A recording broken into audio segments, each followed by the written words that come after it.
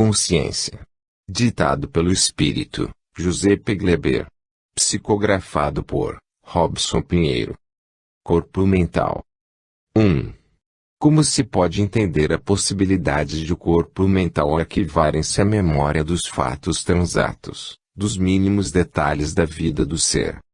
O corpo mental, que se apresenta em duas subdivisões, superior ou abstrato e inferior ou concreto, possui a capacidade de organizar todas as ações do espírito na forma de arquivos mentais. A sensibilidade desse corpo de ordem superior não pode ser confundida com aquela que os sentidos físicos proporcionam, pois que estes estão aptos a receber estímulos do mundo material, enquanto o corpo mental registra estímulos de uma esfera bem mais sutil. O corpo mental conserva o registro memorial das mais rudimentares experiências e lembranças do espírito imortal. Desse cabedal de informações, das lembranças e faculdades mentais superiores, próprias do organismo mental, originam-se as faculdades mais complexas do espírito encarnado ou desencarnado, desde o desenvolvimento do instinto até o atributo da razão. As imagens arquivadas no corpo mental superior formam uma espécie de hipercampo com suas hiperfiguras, o qual está vinculado a um fator espaço-tempo diferente, portanto, a uma dimensão superior. Em virtude de sua capacidade de armazenamento das informações, lembranças vivas e fatos, além da natural especialidade em analisar tais ocorrências, o corpo mental há que vibrar além das dimensões conhecidas, numa quarta dimensão, abrangendo um espaço de ordem superior. Por estar vibrando e existindo neste contexto hiperfísico ou hiperenergético, o corpo mental conserva em si a consciência da cronologia de todos os fatos vivenciados pelo espírito ao longo de suas existências. Embora, para efeito didático, estabeleça-se a divisão entre corpo mental superior e inferior, podemos, com absoluta certeza, diante dos estudos realizados em nossa dimensão, afirmar que sua natureza é una, neutra, não polarizada.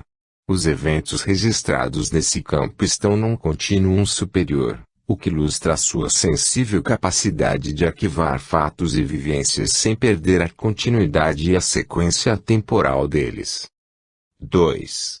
O corpo mental possui alguma especialização, no que concerne a sua capacidade intelectiva ou a parte inteligente em si. O corpo superior do espírito, que meus irmãos conhecem como corpo mental, possui uma capacidade inteligente inerente à sua própria estrutura hiperenergética. A centelha divina, sede do pensamento e das intuições, manifesta-se através desse corpo, que possui a capacidade de discernir, pensar, avaliar e raciocinar. Junto a tudo isso, utiliza a vontade como expressão máxima do espírito no campo da individuação. Dessa forma, os estímulos mnemônicos do corpo mental estão intimamente associados ao intelecto, atributo desse corpo sublime do espírito. É no corpo mental que se processa a associação dos diferentes eventos que fazem parte das experiências evolutivas, sociais, espirituais e pessoais do indivíduo, arquivadas em sua sensível estrutura de dimensão superior. 3. Há como obter mais alguns esclarecimentos a respeito das enfermidades do corpo mental. O corpo mental, conectado com os chakras superiores, provoca ao enfermar distúrbios bem perceptíveis aos meus irmãos, que, com um pouco de estudo e atenção, poderão identificá-los, conforme enumeramos a seguir. 1. Necessidade exagerada de se expressar e de falar sobre si mesmo. 2. Dificuldade de autoexpressão, de expressar e assumir os sentimentos, pensamentos e necessidades. 3. Incapacidade momentânea para externar opiniões, ideias, preocupações e emoções. Os bloqueios emocionais intensos e sentimentos reprimidos habitualmente denotam sério comprometimento do corpo mental, cujo funcionamento irregular passa a congestionar as energias na região do chakra laríngeo. 4. A raiva que provoca a tristeza e as lágrimas não expressas também estão relacionadas ao adoecimento do campo mental. 5. Problemas de comunicação, com dificuldade de pronunciar corretamente as palavras, articulando-as de modo claro e inteligível, poderão estar associados à enfermidade localizada no corpo mental, que passa a exteriorizar as irregularidades no campo físico, tanto quanto no perispiritual. 6. Quando o período de adoecimento do corpo mental é mais duradouro e intenso, nota-se o rebaixamento de sua vibração, atingindo, assim, no corpo físico, os seguintes órgãos: garganta, glândulas tireoide e paratireoide, boca, gengivas, articulação temporomandibular, cordas vocais, traqueia, laringe, faringe, pescoço e vértebras cervicais.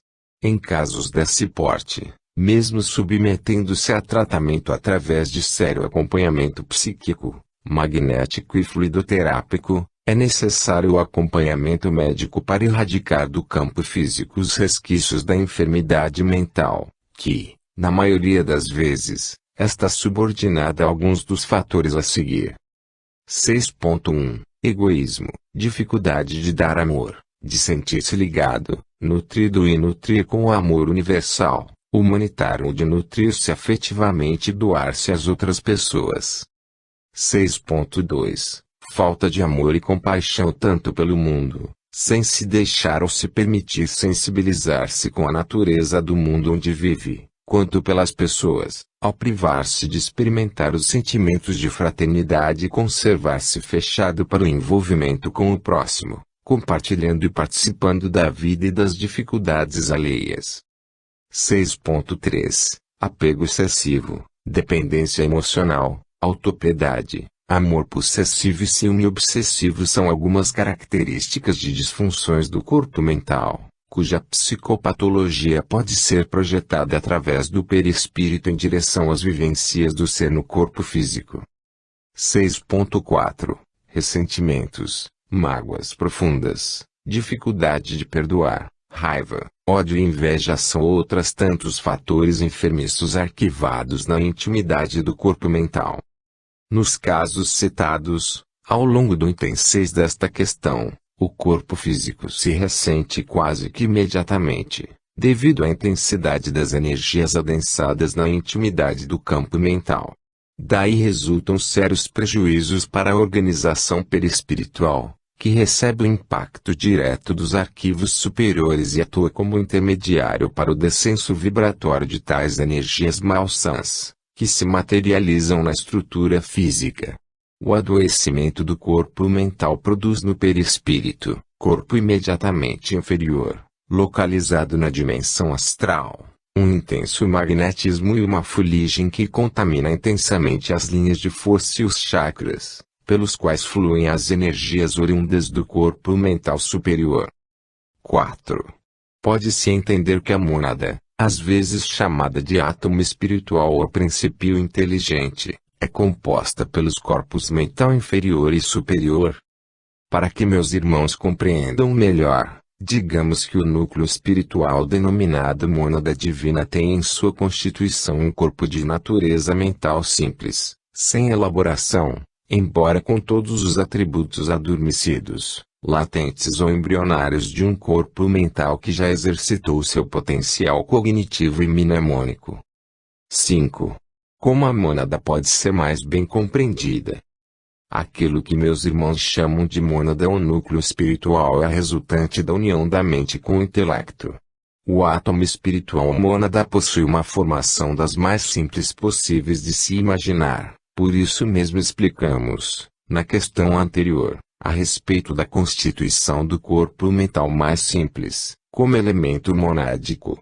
O campo biomagnético da mônada representa, para nós que estudamos a ciência espiritual, o protótipo da alma, o embrião do ser, trazendo em sua constituição íntima todas as capacidades embrionárias, constituintes dos corpos superiores. 6. Em que consiste o espírito, na opinião do irmão José Pegleber? Para mim, Como espírito ainda distante da vivência da espiritualidade sublime e muito longe da sabedoria superior, o espírito em si, em sua essência mais profunda, consiste em elementos que denomino intelecton, isto é, puro intelecto, ou, então, mental tone, como alusão aos atributos de um corpo mental ainda adormecido, porém, passível de ser liberado em seus conteúdos e potencialidades. Em seu âmago, possui imagens ou projeções divinas, como se fossem instruções, semelhantes àquelas que são impressas no DNA para posterior utilização na caminhada evolutiva que delineiam o caminho a seguir. Tais imagens, isso é apenas opinião de um estudioso da vida espiritual, constituem projeções reais de caráter hiperfísico e hiperenergético, muito além da capacidade de compreensão de certos estudiosos da ciência terrena. Creio pessoalmente que esses elementos espirituais de natureza não física são a própria criação divina, os quais constituem a esfera monódica, que, mais adiante, materializa-se nos mundos apropriados durante os milênios de evolução precedentes à reencarnação em suas diversas e múltiplas formas. 7. O que pensa acerca de certos espíritas que, apesar de se dizerem estudiosos, não aceitam a existência do corpo mental, mas somente a do perispírito e do corpo vital duplo etérico. A cautela quanto a certas inovações ditas mediúnicas não deve fechar as portas da revelação e do progresso, características básicas da doutrina espírita. Acreditamos que, ao abordar questões tão transcendentes, qualquer negativa sistemática ou pensamento fechado, sem abertura para os progressos do conhecimento, corre o risco de se caracterizar como uma postura anticientífica. Bom senso não é rejeitar qualquer inovação, tampouco adotar tudo sem exame metódico. Ao investigador da alma cabe, sobretudo, buscar a medida do equilíbrio, o que se obtém com estudo e pesquisa sem prevenções, conservando a mentalidade aberta para apreender o desconhecido, exatamente do modo como fazia nosso irmão Allan Kardec. 8. Ao abordar a existência de corpos energéticos superiores, como o corpo mental, chega-se à conclusão de que é muito além dos sentidos físicos que está a verdadeira realização da vida do espírito e dos projetos mais arrojados de espiritualidade. Sob esse aspecto, é correto dizer que o desenvolvimento do corpo mental representa o próximo estágio da evolução humana. É preciso muito tempo para se tornar jovem, arrojado, a tal ponto de identificar os momentos de elevação espiritual que o ser encontra em sua caminhada evolutiva. É necessário desfazer-se da ideia ilusória de que somente através dos sentidos físicos o ser humano alcançará a realização plena e objetivo último de sua vida. O aperfeiçoamento da vida humana e o engrandecimento do ser na busca pela ascese espiritual consistem na elaboração de recursos mentais e na formação de uma vida mental mais ativa, de qualidade superior. Esse estado mental superior, que é desenvolvido ao longo das existências físicas de meus irmãos, por meio da superação dos embates próprios às vidas sucessivas, produzirá a desintegração das crenças e dos juízos retrógrados e cristalizados, que cederão lugar a estágios mentais mais arrojados e adiantados. As velhas convicções, caducas e arragadas, devem, aos poucos, ser substituídas por um panorama íntimo de compreensão mais ampla da realidade, calcada em uma mentalidade mais sadia e abrangente, de conformidade com as necessidades de nova etapa evolutiva do ser humano. 9. Para desenvolver o corpo mental e as faculdades mentais superiores, é necessário entrega total e constante ao trabalho de edificação interior. Muita gente envolvida com a ideia de espiritualização compulsória ou de santificação pessoal se esquece do repouso necessário de estabelecer sintonia com a natureza íntima da criação, entregando-se aos excessos de trabalho, que denominam dedicação e espiritualização. Encontramos até mesmo irmãos nossos, em ambas as dimensões da vida, que, devido a um hábito mental criado e mantido em nome de uma pretensa espiritualidade, se tornam incapazes de se refazer e descansar, causando imenso prejuízo aos intricados e sutis processos que transcorrem na intimidade do corpo mental. Muitos têm o pensamento obcecado em trabalho, negócios, vida social ou envolvimento com questões religiosas. Dessa maneira, tornam-se iludidos com uma ação contínua e aparentemente produtiva, incapacitando-se para o direcionamento do campo mental em um foco diferente. Esse tipo de comportamento mental jamais servirá para o desenvolvimento dos corpos superiores, pois as pessoas que assim agem assemelham-se a uma máquina ou um computador programado para ter seu potencial focado apenas em uma direção. O trabalho deve ser de qualidade, de amor, e não de uma constância tal que se transforme em hipnose dos sentidos e das faculdades sublimes da alma. Muitas vezes, vemos tais pessoas caírem ou quebradas, em nome de uma espiritualização ilusória, com seus corpos extenuados e vítimas de sérias anomalias, pois não foram capazes de exercitar suas mentes no ócio criativo, enobrecedor, que refaz as energias empregadas e gastas desde a fonte sublime da mente superior. Os corpos espirituais e suas variações. 10. É possível fazer uma comparação entre o perispírito do encarnado e o do desencarnado, que vive no estado de erraticidade. Ou não haveria diferença entre a natureza de ambos?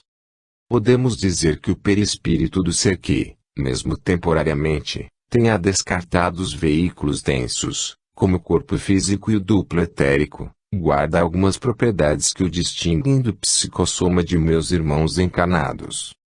Primeiramente, podemos assinalar o fator dimensional em que se localiza o psicossoma, ou, melhor dizendo, ao qual está associado e em que está vibrando, em razão de seu estágio de aprimoramento.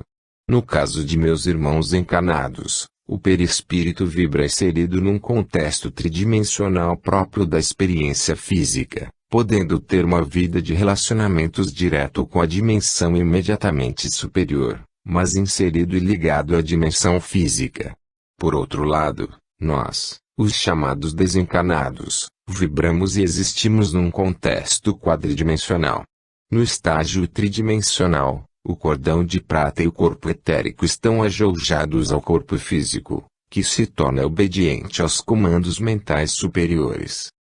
Em segundo lugar, e preciso considerar que a vida no corpo físico é uma caricatura ou imitação da vida na erraticidade, principalmente quando analisamos a capacidade do psicossoma do desencarnado de locomover-se e relacionar-se mais intensamente de forma plena com outros seres de sua dimensão, o que não ocorre com os meus irmãos encarnados. Esse aspecto é mais evidente quando se tomam as psicopatologias causadoras de distúrbios nos corpos espirituais de meus irmãos ainda prisioneiros do escafandro físico. É aí que se mostra, de modo irrefutável, o nível de liberdade sensivelmente maior de que goza o habitante do mundo extracorpóreo.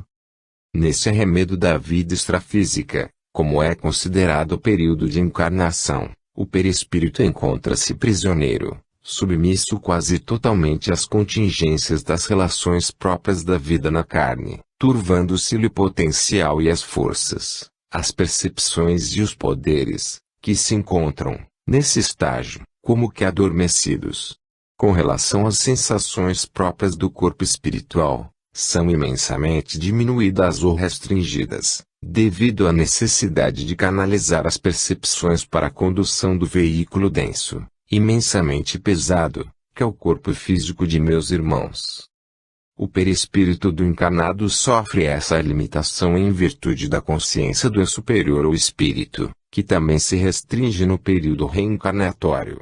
A título de comparação, observa-se uma diminuição das faculdades psicossomáticas proporcional a 1 milhão por 1, ou 1 milionésimo, talvez, quando tem sua esfera de ação restrita à terceira dimensão.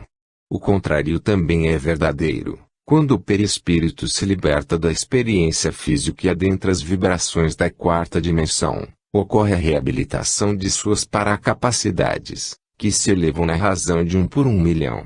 Isso sem falar na leveza, no que tange ao peso e aos efeitos da gravidade sobre as células perispirituais, que se reduzem significativamente, tornando o corpo astral diáfano e excessivamente leve. Essa realidade nos leva a constatar que o perispírito do encarnado em estado normal está sempre mais tenso, pesado, limitado e tolhido em relação ao perispírito do desencarnado, mesmo se considerarmos que, no psicossoma desdobrado, ainda ligado ao corpo físico, há uma influência diminuída do duplo sobre o corpo, o que provoca certa sutilização. Do ponto de vista do desencarnado, o perispírito dos meus irmãos encarnados apresenta-se mais inchado e com bastante volume, principalmente nas regiões dos chakras esplênico e do plexo solar, devido ao peso do duplo etérico, que, de certa maneira, deforma a aparência do psicossoma dos meus irmãos, mesmo quando estão projetados fora dos limites do mundo físico. Essa é uma das características que tornam facilmente identificáveis os encarnados em desdobramento do lado de cá. Além disso, a densidade média do duplo etérico nos encarnados e a atividade constante de energias biofísicas, químicas e do cordão de prata agindo em torno dos corpos físico e etérico fazem com que o psicossoma de meus irmãos se apresente pesado e tacanho, ainda que desdobrados, necessitando muitíssimas vezes do concurso espiritual para se liberarem de tais energias, a fim de alcançarem maior desenvoltura nas experiências fora do corpo. 11. Mesmo ao estudar o perispírito, jamais se imaginam tantas diferenças entre as situações desse corpo nos encarnados e nos espíritos libertos da experiência física, ainda que temporariamente. Podem-se obter mais alguns esclarecimentos a respeito dessas diferenças. Podemos assinalar que a aparência do perispírito do encarnado, além de ser mais densa, dificultando a livre manifestação de suas propriedades, mostra-se ainda embaçada, quase sempre sem a luminosidade característica dos seres libertos do corpo físico. Isso se deve à dificuldade que a consciência tem de alcançar um estado de maior tranquilidade, agindo de conformidade somente com o ambiente extrafísico. O que é natural, em certa medida, pois, no período da encarnação, o perispírito está quase que totalmente absorvido em coordenar, estimular e conduzir os milhares de fenômenos que acontecem na intimidade das células e dos órgãos do corpo somático. Suas manifestações, portanto, deixam muito a desejar, no que concerne à naturalidade necessária para a exsudação da luz astral e a manutenção dos atributos de sua constituição íntima. As energias do duplo etérico aderidas ao perispírito, bem como os elementos do próprio corpo físico que o psicossoma carrega impregnado em si são tão distantes das energias do corpo astral do desencarnado que, em geral, meus irmãos ainda de posse do soma precisam da ação de algum benfeitor a fim de orientá-los nos diversos tipos de ação fora do corpo, em desdobramento. Via de regra, a vida no corpo físico turva as percepções tanto quanto as capacidades do perispírito encarnado, diferenciando-o sensivelmente do perispírito do desencarnado mais evoluído. Os desencarnados têm maior facilidade de produzir o fenômeno de transfiguração, através do qual modificam sua aparência corpórea, além de promover certos efeitos de criação do pensamento com maior desenvoltura, pois que estão livres do duplo etérico e de certos resquícios da matéria orgânica que aderem intimamente às partículas e às entranhas de um perispírito encarnado. Há essas diferenças básicas entre a natureza perispiritual do desencarnado e a do encarnado. Soma-se uma grande vantagem para o espírito liberto do atavismo celular, mesmo em se tratando de perseguidores e obsessores do plano extrafísico. Nesse caso, especificamente, o encarnado em desdobramento invariavelmente precisa do auxílio de seus mentores, pois que não dispõe plenamente dos poderes inerentes ao corpo espiritual, em virtude das amarras produzidas pela experiência reencarnatória, necessárias ao estágio de evolução que lhe é próprio. A desproporção de forças é enorme, por encontrar-se, o desencarnado, livre das peias do corpo físico, as quais aprisionam o perispírito, como já vimos. O magnetismo do ambiente da vida física coloca o encarnado em desvantagem perispiritual. É que o seu corpo psicossomático, impregnado dos elementos etéricos e materiais, constitui-se num depósito vivo das forças desejadas e procuradas por espíritos maus, que podem servir-se dessa miscelânea de elementos e energias para levarem a efeito seus planos hediondos. Além do mais, o perispírito encarnado, muitíssimo condensado em relação ao desencarnado sadio, transforma-se em alvo fácil dos ataques energéticos de obsessores e grupos vândalos do mundo oculto. Por isso, os trabalhos assistenciais fora do corpo requerem acompanhamento ininterrupto por parte dos espíritos guardiões e administradores das experiências extracorpóreas. 12. Após abordar as disparidades entre perispíritos encarnados e desencarnados, poderia informar sobre as diferenças entre o psicossoma e o corpo mental, estabelecendo um paralelo entre ambos. Perfeitamente. No entanto, meus irmãos hão de compreender nossas dificuldades, no que concerne as limitações do vocabulário humano quando se pretende falar de questões tão transcendentais, especialmente aquelas que escapam ao mundo das formas e dizem respeito ao campo mental. Entre as disparidades encontradas entre os corpos perispiritual e mental, inicialmente, pode-se observar a natureza de sua manifestação no mundo fenomênico, ou seja, o corpo psicossomático ou perispírito apresenta-se longitudinalmente, conforme a aparência do corpo físico, do qual é modelador e diretor. A sede principal do componente perispiritual, quando encarnado, fica restrita ao encéfalo e, a partir desse ponto, irradia-se para as demais partes do corpo somático. No entanto, o corpo mental não se subordina às leis da gravidade, como perispírito, nem mesmo é influenciado pelo componente longilíneo dos corpos inferiores. Em vez disso, possui uma estrutura informe, aparentemente ovalada, bastante diferente da aparência morfológica do corpo carnal. Quando encarnado, o corpo perispiritual, ao desprender-se temporariamente do físico, recebe deste as sensações que lhe são próprias, as quais repercutem sobre todo o psicossoma, sendo comuns as percepções de formigamento, excitações parafísicas, sensações de balanceamento acompanhadas, geralmente, de certo torpor, que ocorre em várias partes do corpo, correspondendo ao desprendimento do psicossoma. Por outro lado, o corpo mental, ao ser externado por ocasião do desdobramento, quando o espírito ainda se encontra encarnado, somente é perceptível no âmbito e nos limites da caixa craniana. Sua expansão, entretanto, é mais completa que a do perispírito, e pode alcançar uma percepção cósmica, mais ampla do que o veículo astral. O corpo psicossomático, prisioneiro ou não do processo reencarnatório, transita e vibra apenas nos planos extrafísicos próximos à crosta, nos círculos ainda ligados à aura particular do planeta ao qual o ser está vinculado. Esse fato lhe permite um trânsito mais direto no ambiente humano mais ou menos denso, perceptível pelo tato perispiritual, de extrema mobilidade. Quanto ao corpo mental, em idênticas situações, ao invés de transitar nesses ambientes, ele os transcende. Embora tudo compreenda numa visão mais dilatada, de natureza mental, ele o faz sem a aparente mobilidade do perispírito, pois que atua em nível consciencial, mais ligado à natureza íntima e ao sentido mais direto de todas as coisas. A forma humanoide do psicossoma é apreciável por qualquer espírito dotado de capacidades parapsíquicas, o que não ocorre em relação ao corpo mental. Ele manifesta-se numa dimensão superior, sem aparências correspondentes ao corpo, é informe e não possui as necessidades e características parafisiológicas do corpo psicossomático.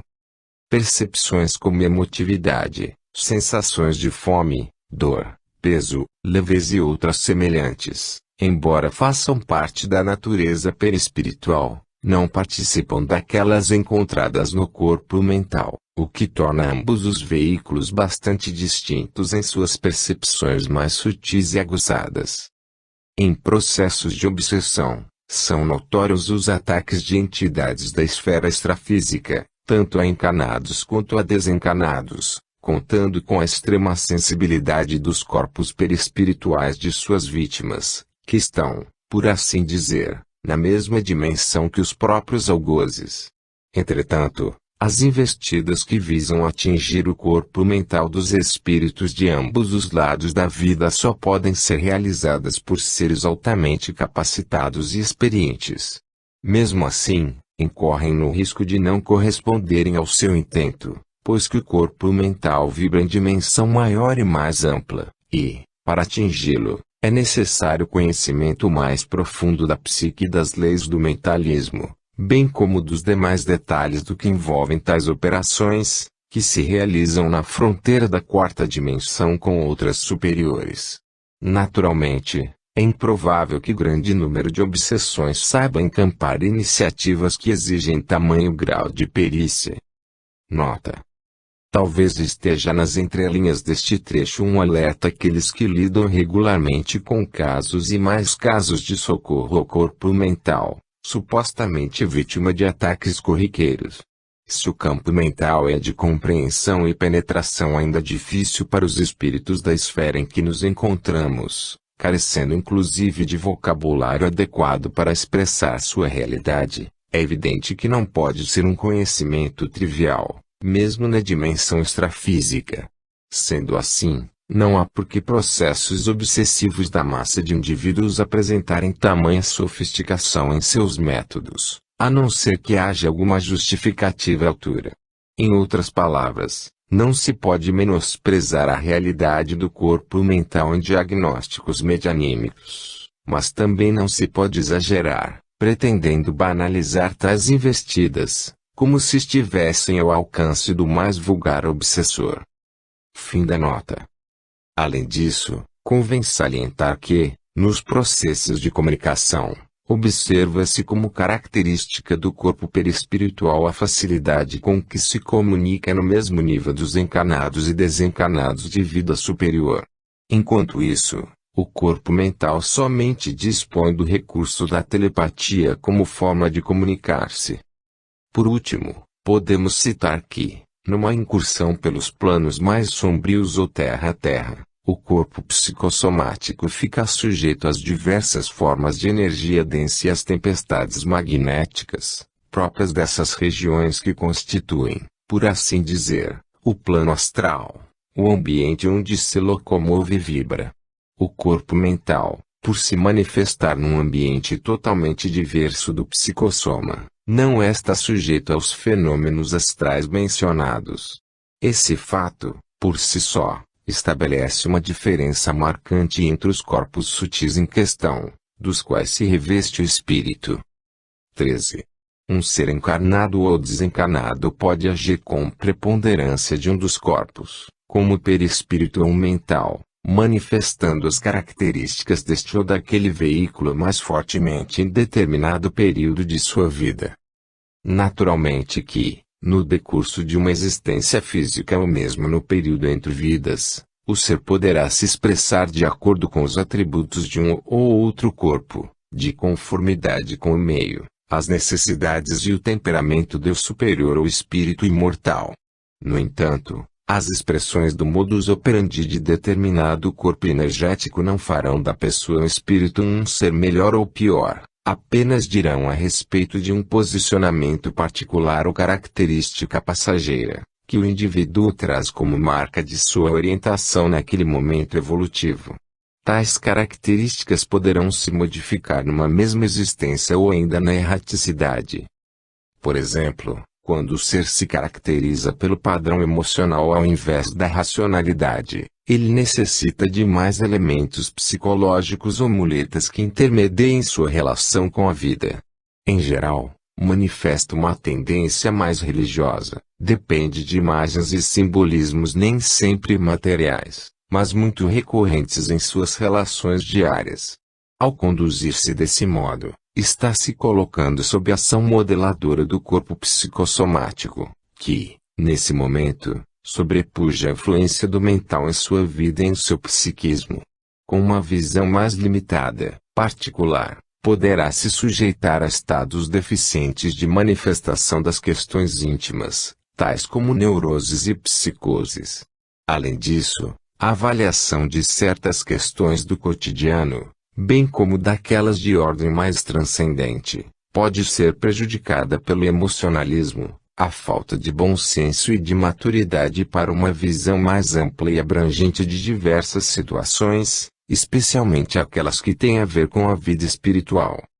De maneira oposta ocorre quando percebemos alguém que se manifesta em seu cotidiano com características menos emotivas, dispensando sistemas simbólicos na expressão de sua vida e libertando-se dos atavismos religiosos ancestrais. Mostra-se mais seguro tanto em seus posicionamentos quanto na visão a respeito das situações e sobre si próprio.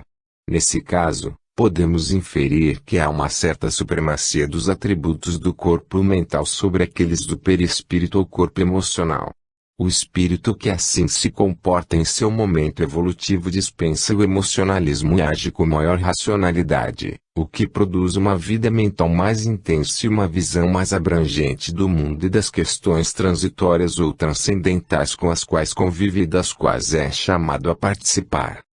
Quando o ser humano toma posse definitiva dos atributos do corpo mental, desenvolve uma consciência cósmica e sentimentos elevados, que o distinguem da maioria das pessoas. São atributos do corpo mental sentimentos de bondade, fraternidade, sensibilidade, comiseração, compaixão, simplicidade, alegria, pacificação, além de outros que proporcionam ao espírito uma vivência mais universalista e aceitação da verdade num âmbito maior, em comparação com quem traz as restrições marcadas pelo emocionalismo. Posturas como partidarismo religioso ou político, arrogância, pretensões descabidas, moralismo em confronto com ética, egoísmo, dependências emocionais, necessidade de ídolos e fantasias, simbolismos mentais ou materiais, muletas psíquicas, enfim, são ocasionados pela predominância dos atributos do corpo emocional sobre o mental. Visto isso, meus irmãos podem compreender que, numa mesma existência ou no invisível, o espírito poderá alternar entre essas diversas manifestações ou exprimir-se direta e permanentemente numa delas, como característica transitória ou não de sua personalidade. 14. Há alguma diferença apreciável entre o corpo mental do desencarnado e o da pessoa encarnada?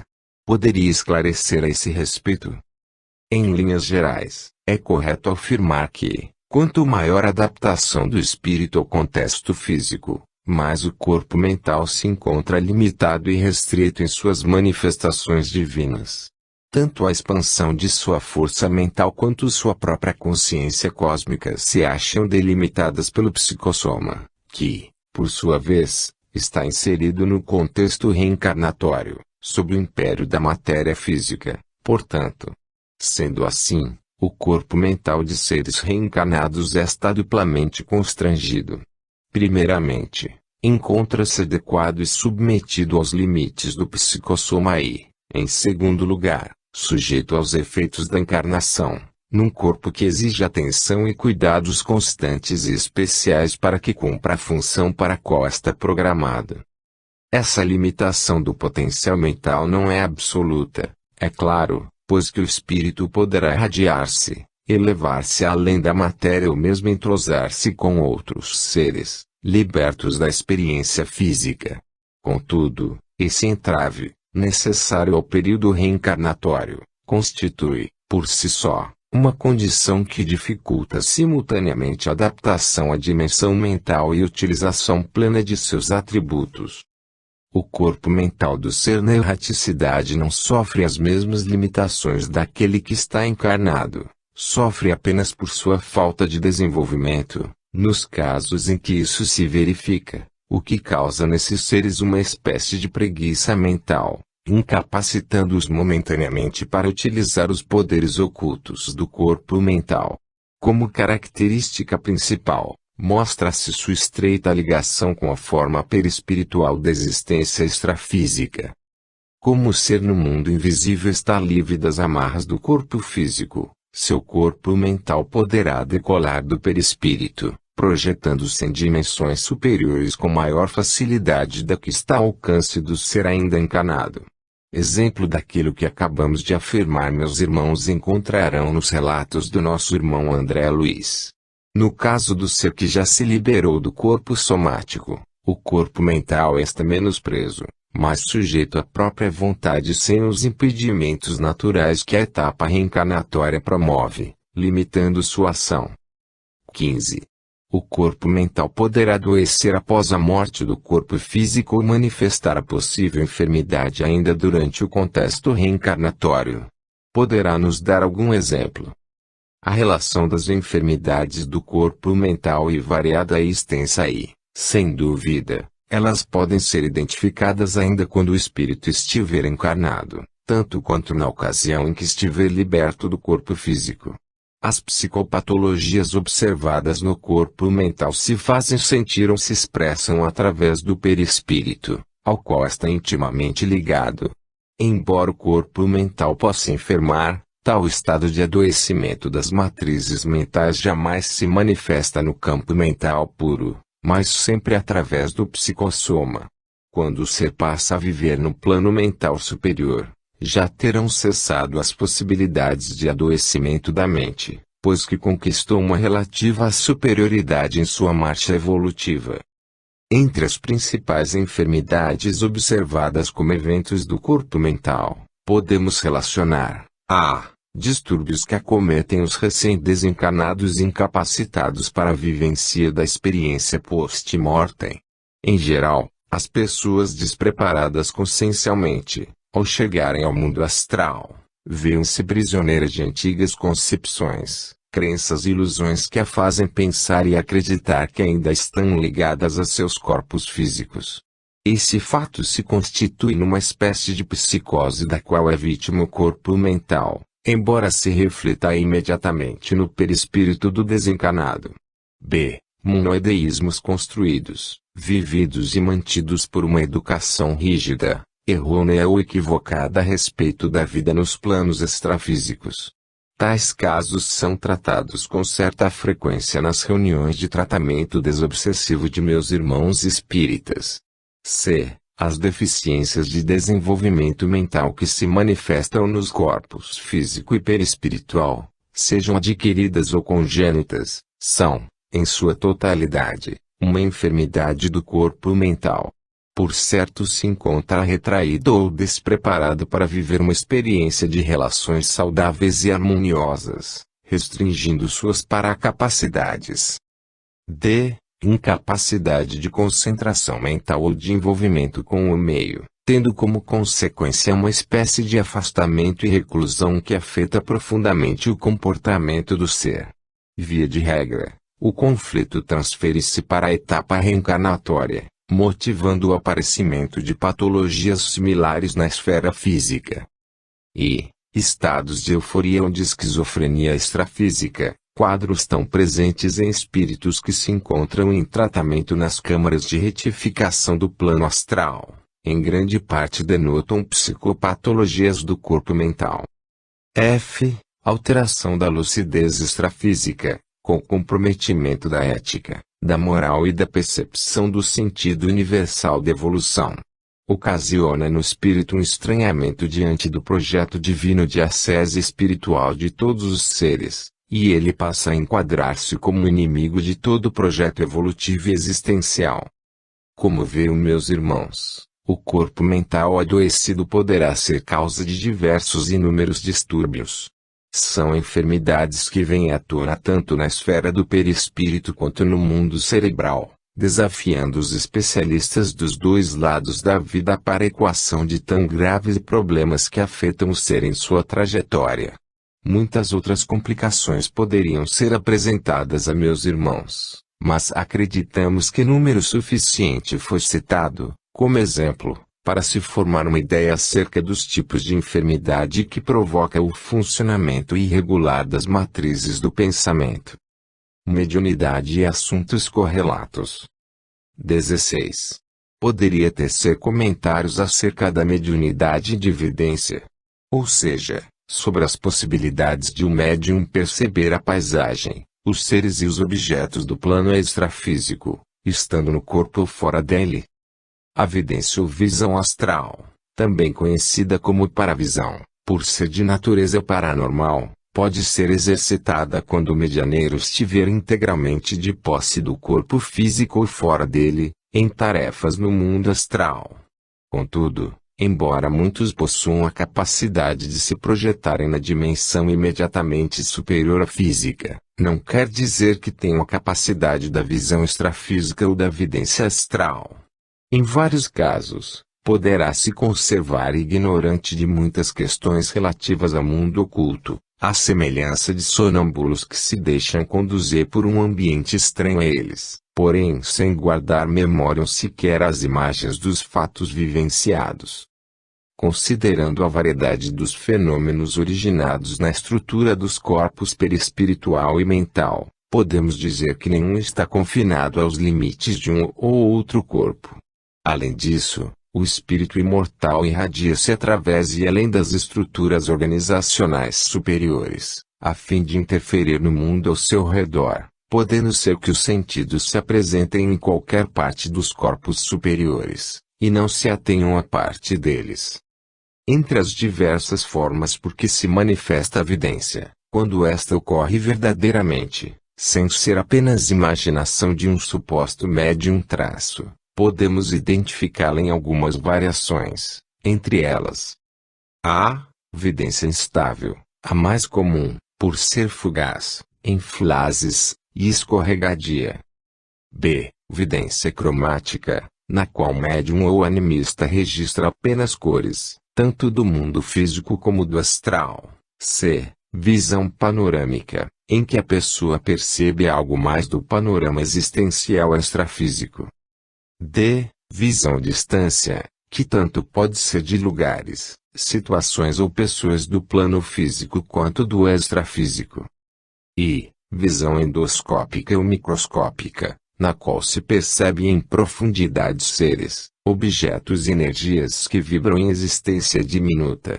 Convém observar que existem outras formas de manifestação da visão espiritual, tanto em médiuns encarnados quanto desencarnados, o que de forma alguma esgota as imensas possibilidades do espírito de perceber a realidade extrafísica, ante a grandeza fenomênica da mediunidade.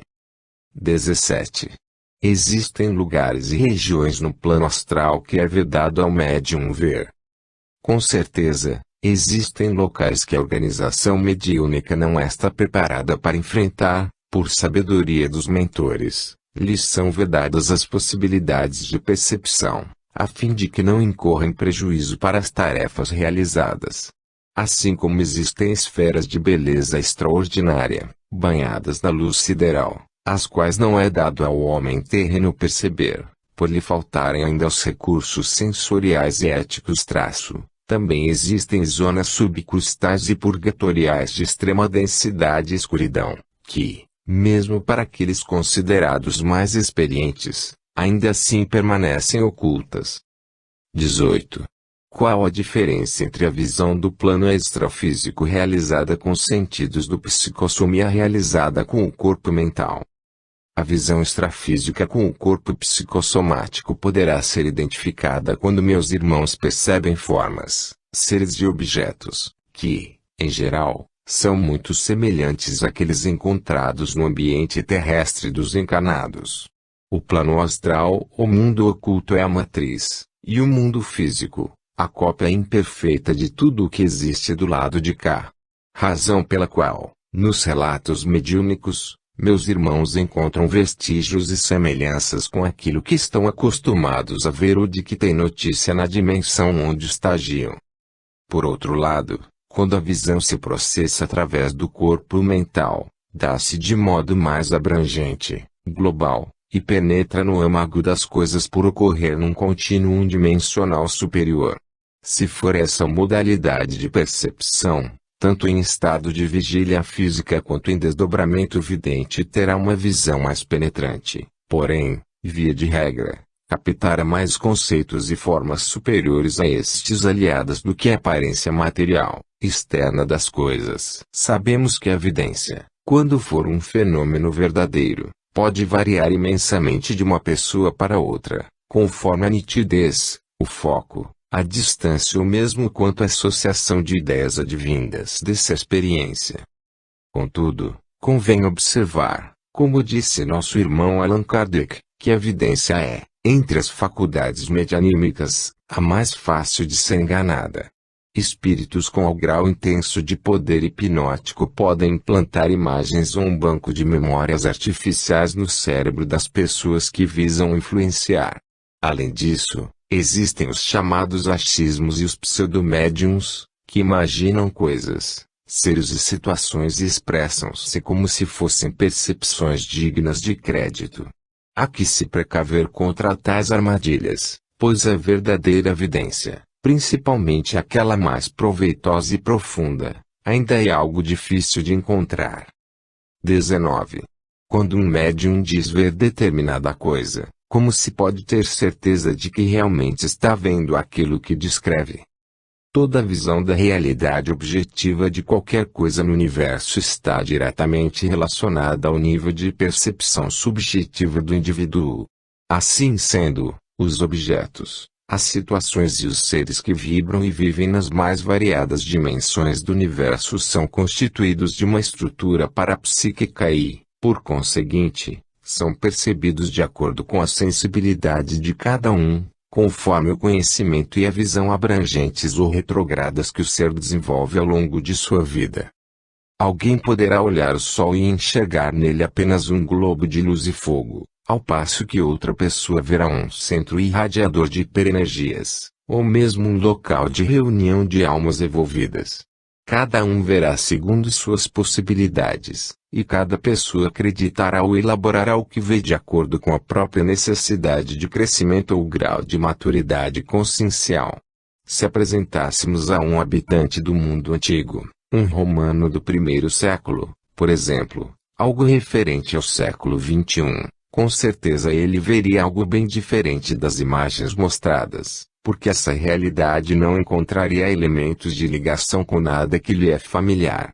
Ocorre o mesmo fenômeno no caso da mediunidade, e, por isso, os espíritos benfeitores muitas vezes se utilizam de formas e símbolos comuns aos médiuns. É necessário compreender que cada um possui a revelação da verdade adequada à sua verdade pessoal e a capacidade de interpretar essa mesma situação.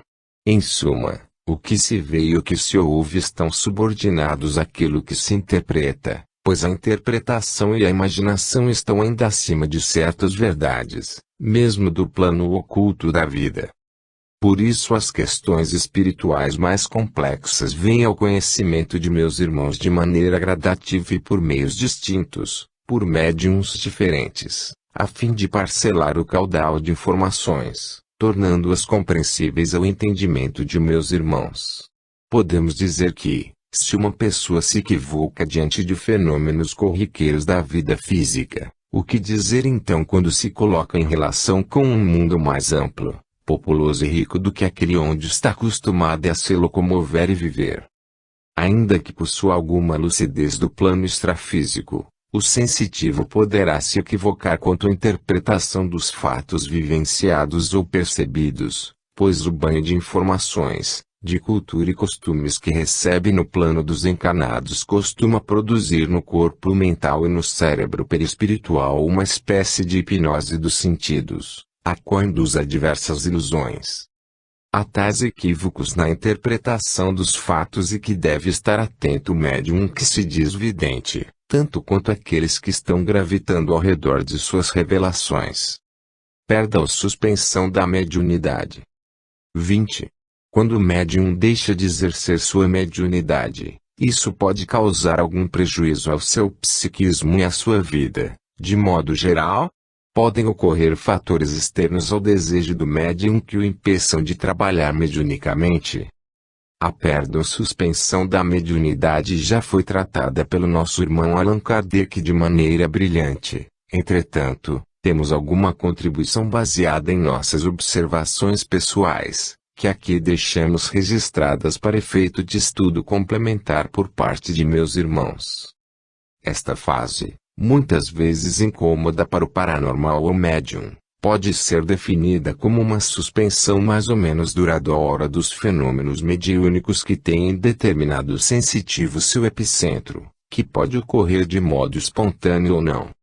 As experiências no contato com o invisível, quando carecem de uma sequência produtiva, podem ser temporariamente interrompidas, podendo haver causas diversas para isso, como também consequências variadas. Tal ocorrência pode se caracterizar por um ou mais dos seguintes fatores: bloqueio da mediunidade por parte dos benfeitores, cessação espontânea do fenômeno mediúnico, devido a necessidades íntimas, psíquicas e de saúde, fase declinante da mediunidade, quando o exercício mediúnico deixa de ser produtivo, por causas diversas, intermitências no trabalho do médium e em sua capacidade de entrar em transe, e, ainda, a simples suspensão, embora temporária, visando atender aspectos reeducativos, a um período de estudos, entre outras possibilidades. O certo é que a alteração produtiva, tanto no que concerne a qualidade quanto a quantidade da comunicação mediúnica, pode ocorrer uma ou mais vezes com qualquer médium, independentemente de acarretar ou não prejuízo à organização mediúnica. Todos estão sujeitos a algum dos fatores citados, pois que se encontram inseridos em um programa evolutivo e educativo, elaborado de conformidade com suas necessidades como espírito imortal. Meus irmãos também devem levar em consideração que o ambiente físico e social, econômico ou financeiro, psíquico ou mental interfere bastante, qualitativa ou quantitativamente, no exercício da mediunidade. Para avaliar judiciosamente e sem misticismo as consequências da interrupção da tarefa mediúnica, é bom ter bem claro diante de si quais fatores a provocaram. 21. Entre os fatores que dizem respeito ao próprio médium, isto é, no que tange às suas limitações pessoais, pode-se ter uma ideia de como e por que ocorre o afastamento das atividades mediúnicas. Podemos listar algumas ocorrências cuja gênese está seguramente vinculada a certas dificuldades enfrentadas pelo medianeiro. A. Ausência da percepção mediúnica devido a questões de saúde física. B. Incompatibilidade do médium, dificuldade pessoal com o grupo mediúnico. C. Alienação social do médium, que poderá produzir um recesso ou a diminuição acentuada de sua produtividade. D. Acidentes físicos. E. Uso de medicamentos que dificultem o exercício mediúnico interferindo na química cerebral, por exemplo. F. Indisciplina do médium em relação ao trabalho mediúnico, causando a suspensão por parte dos benfeitores. G. Mau uso das faculdades mediúnicas, sob o ponto de vista da ética cósmica e evangélica. H. Conduta moral dissociada dos objetivos nobres da mediunidade, fato que poderá acarretar uma interrupção patrocinada pelos benfeitores do médium. I. Adoecimento psíquico movido pela cristalização do pensamento, neurose do espírito, psicose e outros problemas do corpo mental, incompatibilizando o médium com a tarefa da mediunidade. J. Rejeição pessoal, ainda que em nível inconsciente, por medo de assumir compromissos mais intensos com o trabalho mediúnico. L. Consumo de drogas e alimentos tóxicos, que dificultam o uso das faculdades de maneira sadia. M. Hábitos pessoais arraigados e incompatíveis com o trabalho mediúnico. Há inúmeros fatores envolvendo o médium que podem contribuir para a suspensão da mediunidade. No entanto, destacamos esses como os principais, derivados das próprias condições, ações e reações do médium frente aos compromissos de trabalhar no campo abençoado da mediunidade. 22. Existem outros fatores de natureza externa que podem interferir no exercício da mediunidade. Além dos pontos assinalados nos itens anteriores, meus irmãos não ignoram que o médium é também um ser social, que detém responsabilidades e desempenha diversos papéis perante a sociedade, igual a qualquer outro ser humano. Portanto, está sujeito a influências do meio, da cultura e de outros seres e situações, que poderão contribuir ou prejudicar o exercício de suas faculdades mediúnicas, tornando-se mais ou menos proveitosas. Entre tais fatores, citamos: a. Incompatibilidade de vibrações entre o ambiente e o